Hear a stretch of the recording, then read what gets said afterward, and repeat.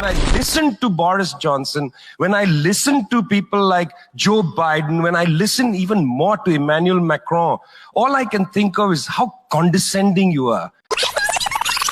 Glasgow was the UK's second most important city.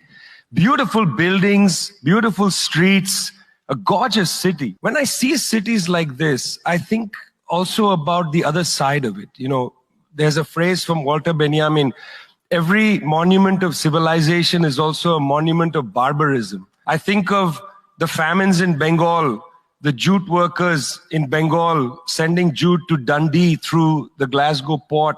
I think of human beings from Africa enslaved and brought from Ghana to the New World, and all those prophets getting sucked into cities like London and Glasgow. You know, between 1765 and 1938, the British Isles stole $45 trillion pounds from India, 45 trillion sterling from India. We never got paid for that. When the British left India, when we threw the British out, our literacy rate was 13%. So much for several hundred years of so-called civilization. Meanwhile, our landscapes were destroyed. You know, coal was foisted on India.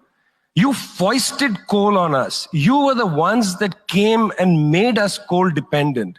And then you left, and now you dare to condescend to us. When I listen to Boris Johnson, when I listen to people like Joe Biden, when I listen even more to Emmanuel Macron, all I can think of is how condescending you are. You condescended to us 400 years ago. You condescended to us 300 years ago. You condescended to us 200 years ago. You condescended to us 100 years ago. You're condescending to us today. You only know condescension because for you, colonialism isn't something that happened in the past and we defeated you. It's not that.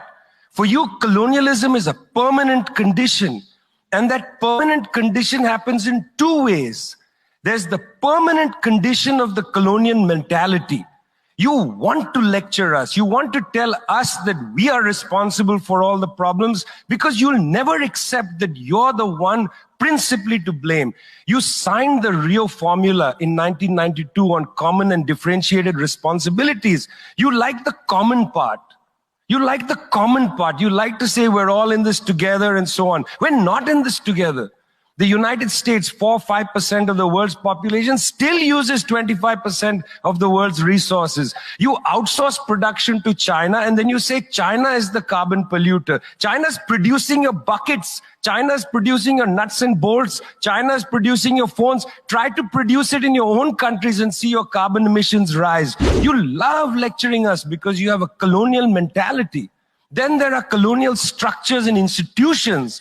You lend us money, and every time you lend us money, which is our money, every time the International Monetary Fund comes to our societies and they tell us, here's the money we are giving you. No, it's our money. You give us our money back as debt, and then you lecture us about how we should live. The climate justice movement is a movement that says we're worried about our future.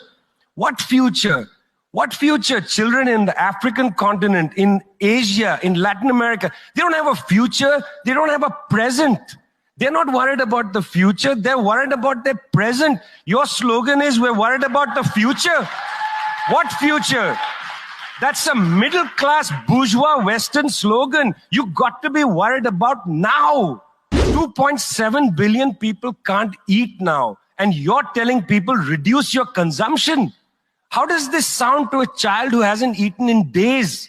You got to clue into this, guys. You got to clue into this. Otherwise, this movement will have no legs in the third world.